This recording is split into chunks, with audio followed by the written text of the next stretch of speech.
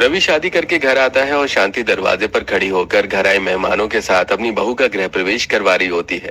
तभी वहाँ आशा अपनी बहू और बेटी के साथ आती है। शांति, तुम्हारे बेटे ने कुछ किया है क्या जो तुमने अपने बेटे की छुपकर शादी करवा दी? मैं तो तुम्हारे पड़ोस में ही रहती हूँ और तुमने मुझे भनक तक नहीं लगने दी। माँ जी, जरा उनकी बहू का लहंगा तो देखिए, कितना ओल्ड फैशन है, 80 के दशक का लग रहा है। भला अभी के समय में ऐसा लहंगा कौन पहनता है? अरे बहू, गरीब लोग हैं वो लोग, कहाँ हमारी तरह फैशनेबल कपड़े पहन सकते हैं। घर के बाहर खड़ी होकर आशा अपनी बहू के साथ शांति और उसके बहू बेटे के कपड़े का मजाक बना रही होती है। कुछ ही देर में शांति अपनी बहू का गृह प्रवेश करवाती है और काजल अपनी भाभी का फूलों से स्वागत करती है। अब जैसे ही दिशा अपने पति के साथ घर में आती है, घर आए मेहमान शांति से बोलते हैं। शांति बहन, तुम तो खुद सिलाई करना जानती हो, कम से कम अपनी बहू के लिए तो ड्रेस बना ही सकती थी। पता नहीं ये खुद को क्या समझते हैं। अगर आज मेरे पास पैसे होते तो मैं अपनी बहू को इतनी अच्छी ड्रेस सबके सामने गिफ्ट करती कि इसकी आंखें खुली की खुली रह जाती और वो ड्रेस उस आशा के मुंह पर मेरा तमाचा होता। पर पैसे और गरीबी की लाचारी की वजह से सबके सामने मुझे और मेरे पूरे परिवार को शर्मिंदा होना पड़ा। माँ, आप दुखी क्यों होती हैं? जब आपके दोनों बच्चे बड़े हो गए हैं, हम दोनों भी काम कर रहे हैं, देखना हम एक दिन इतना पैसा कमाएंगे कि उनसे भी अच्छा फैशनेबल ड्रेस पहनेंगे। और आंटी, अगर मेरी माँ सिलाई नहीं करना चाहती तो आपको क्या दिक्कत है?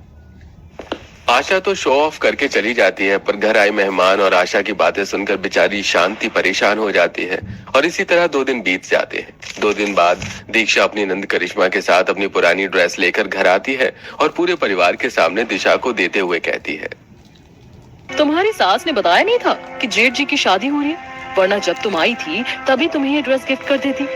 अब तुम मेरी जेठानी हो तो मैं तुम्हारे लिए इतना तो कर ही सकती हूँ। वैसे भी तुम्हारी गरीब सास तो तुम्हें कोई अच्छी ड्रेस तो दे नहीं सकती, तो मैंने सोचा मैं ही दे दूं। जेठानी, पर तुम तो हमारी पड़ोसन हो ना। माँ जी, ये क्या कह रही हैं? सौतेली माँ, आपने अपनी बहू को बताया नहीं हमारे बारे में कि हमारा रिश्ता क्या है? दिशा, मेरे पापा ने 2 शादी करी थी। ये हमारे पापा की दूसरी बीवी के बच्चे हैं। मेरे पापा शहर तो कमाने के लिए गए थे, पर उन्होंने अपना अलग घर बसा लिया और उस औरत के कहने पर मेरे पिताजी ने हमें और हमारी माँ को छोड़ दिया। जब मैं 5 साल का था और मेरी बहन गोद में थी, तब से माँ ने अकेले ही हमारी परवरिश की है। पापा से उन्होंने आज तक कोई मदद नहीं ली और पापा के खत्म होने के बाद पिछले 6 महीना से ये लोग हमारे पड़ोसी बनकर बैठे हैं और हमें हर वक्त जलील करने की सोचते हैं। पता नहीं हमने इनका क्या बिगाड़ा है। भला हम क्यों आपको जलील करेंगे? सौतेले ही सही, पर हैं तो आप मेरे ही भाई, इसीलिए हम तो बस इतना चाहते हैं कि जैसे हमने 1 पीस पहनी है उसी तरह से मेरी सौतेली बहन और भाभी भी फैशनेबल कपड़े पहन सकें। करिश्मा और दीक्षा एक बार फिर अपनी ड्रेस का शो ऑफ कर वहां से चली जाती हैं, तो वहीं शांति अपनी बहू के हाथ से वो ड्रेस लेकर डस्टबिन में डाल देती है। बहू, वो लोग कुछ भी दे लेने की जरूरत नहीं है। उस औरत की वजह से आज हमारी ये हालत है। उन्हें क्या लगता है कि हम फैशनेबल ड्रेस नहीं पहन सकते? एक दिन मैं दिखाऊंगी उसको कि हम गरीब भी फैशनेबल कपड़े पहन सकते हैं।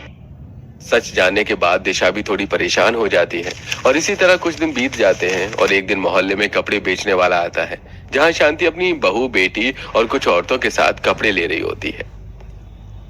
भैया, ये सूट का कपड़ा इतना भी महंगा नहीं। 200 रुपए में 4 मीटर लेकर आई थी शोभा बहन। क्यों शोभा बहन? भैया, सही सही लगा लो, 4-5 सूट बिक जाएंगे आपके। ये देखो बहू, तुम्हारी सौतेली सास इतनी गरीब है कि अब इतने सस्ते कपड़े में भी मोल भाव कर रही है। शांति, अगर पैसे की दिक्कत है तो मुझे बता दो, मैं कुछ पैसे दे दूंगी तुम्हें, तुम पर तरस खाकर। मुझे न तुम्हारी जरूरत है न तुम्हारे पैसों की। आज तक मैंने तुम्हारे पति से 1 रुपया नहीं लिया और अकेले अपने दम पर बच्चों को पाला। तो तुम्हें क्या लगता है मैं तुमसे किसी भी तरह की भीख लूंगी? आशा बहन, थोड़ी शर्म कर लो। तुम्हारी बहू लॉन्ग स्कर्ट और क्रॉप टॉप में घूम रही है और तुम खुद इस उम्र में सूट पहनकर घूम रही हो। विधवा हो, थोड़ी तो विधवा बनकर रहो। इतना भी फैशनेबल होना अच्छा नहीं। माँ जी, मुझे तो लगा सिर्फ मेरी सौतेली सास और उसका परिवार हमारे फैशनेबल कपड़ों से जलता होगा, पर ये पड़ोसी भी ऐसे ही हैं। अगर यहाँ हमारा घर ना होता, पापा जी का लिया, तो हम ऐसी जगह कभी आते भी नहीं। एक बार फिर दीक्षा अपनी सास के साथ अपने पैसे और फैशनेबल कपड़ों का घमंड दिखाकर वहां से चली जाती है। समय ऐसे ही गुजरता है और एक दिन दिशा घर की सफाई कर रही होती है और जब वो अपनी सास का कमरा साफ कर रही होती है, अलमारी के ऊपर रखी मशीन पर से कपड़ा है जाता है और दिशा की नजर अलमारी पर रखी मशीन पर पड़ती है। अब क्या था, दिशा उस सिलाई मशीन को नीचे उतारती है और उसे साफ कर बाहर ले जाती है, जहां पूरा परिवार बैठकर टीवी देख रहा होता है। माँ जी, आपको सिलाई आती है और घर में सिलाई मशीन भी रखी है, फिर भी आप सिलाई नहीं कर रही हैं। बहू, किससे पूछकर तूने ये मनहूस सिलाई मशीन ऊपर से उतारी? जहाँ से लेकर आई है इसे वहीं रख दे। शांति की बात सुनकर दिशा घबरा जाती है और आंखों में आंसू लिए कमरे में जाती है, जहां रवि उसकी मदद करने आता है और सिलाई मशीन अलमारी के ऊपर रख अपनी बीवी के आंसू पोंछते हुए कहता है, माँ की बात का बुरा मत मानना, माँ को इस सिलाई मशीन से फोबिया है। माँ को लगता है इस सिलाई मशीन और उनके हुनर की वजह से पापा हमसे दूर हुए। हम शुरू से गरीब हैं, इसीलिए पापा शहर कमाने के लिए गए और उन्होंने हमारी सौतेली माँ की कंपनी में काम करना शुरू कर दिया। पहली नजर में पापा हमारी सौतेली माँ को पसंद करने लगे थे, क्योंकि उस औरत को फैशनेबल ड्रेस पहनने का बहुत शौक था। इसलिए पापा उस औरत को खुश करने के लिए माँ से फैशनेबल कपड़े बनवाते और उनसे झूठ कहते कि वो शहर में इन्हीं का काम कर रहे हैं। प्रदीप जब 4 साल का हुआ तब जाकर माँ को हमारी सौतेली माँ और उनके परिवार का पता चला। इसके बाद उस औरत के कहने पर पापा ने माँ को तलाक दे दिया और हमें छोड़कर चले गए, और तब से माँ ने इस मशीन को कभी हाथ नहीं लगाया। सारा सच पता चलने के बाद दिशा कुछ नहीं बोलती। इसी तरह कुछ दिन बीत जाते हैं और एक दिन शांति दिशा के साथ बाजार जाती है, जहाँ उसकी नजर सस्ते कपड़ों पर जाती है। माँ जी, रवि जी ने मुझे बताया था आपके फोबिया के बारे में, पर ये सब एक मिथ है। आपकी अच्छी सिलाई की वजह से कुछ नहीं हुआ। आप इतनी अच्छी ड्रेस बनाना जानती हैं।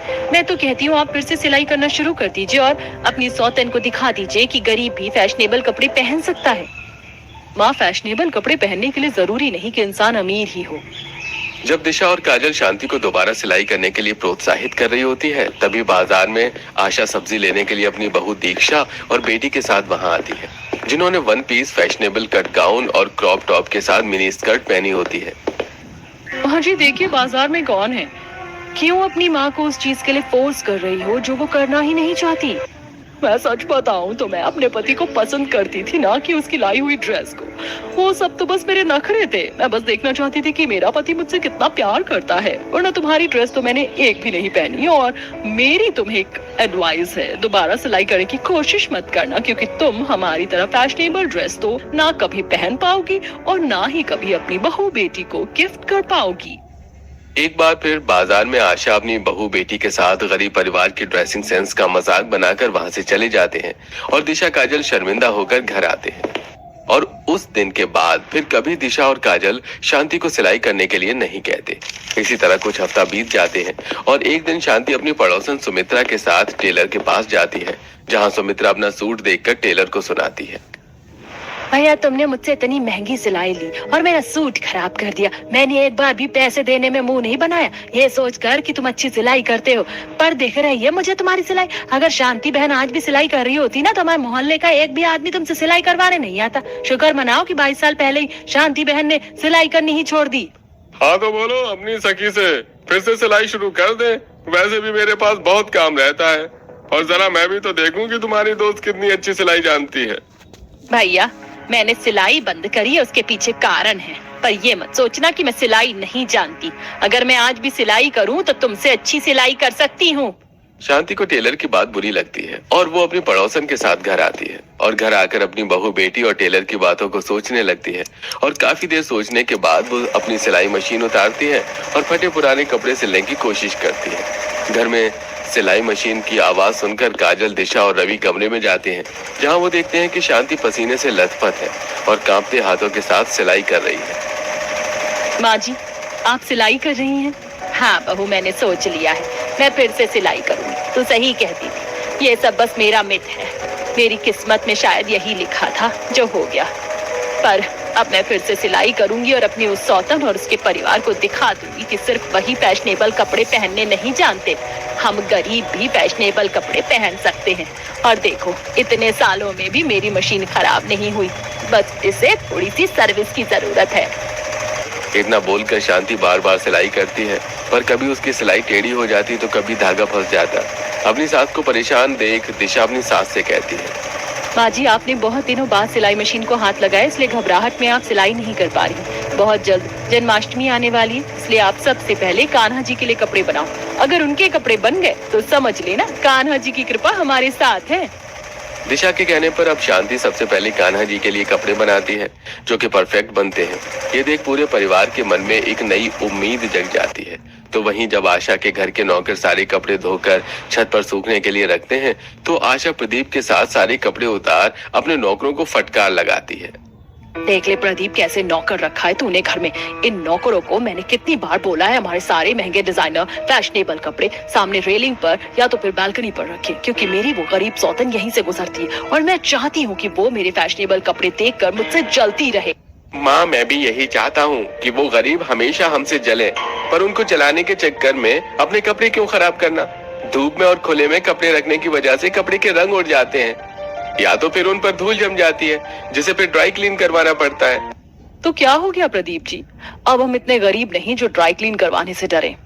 मैंने तो यहाँ आकर गलती कर दी, मुझे आप लोगों की बात माननी ही नहीं चाहिए थी।